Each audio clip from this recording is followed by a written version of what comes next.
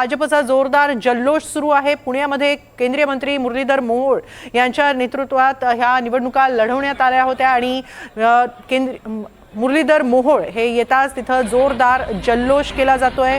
गुलाल उधळत नाचत गात हा जल्लोष साजरा केला जातो आहे।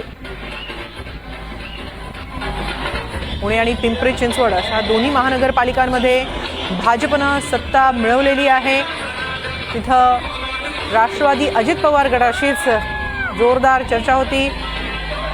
भाजपवर अजित पवारांनी बरीच टीकाही केली होती। प्रचारादरम्यान स्थानिक नेतृत्वावर नाराजी व्यक्त केली होती।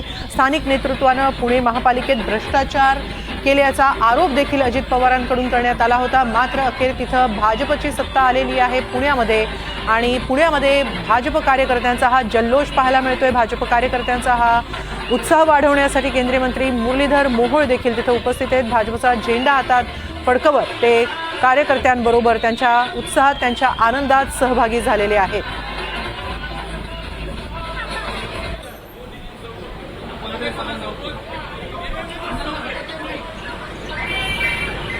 पुणे कोणासोबत मोदीजींसोबत, पुणे कोणासोबत भाजपसोबत।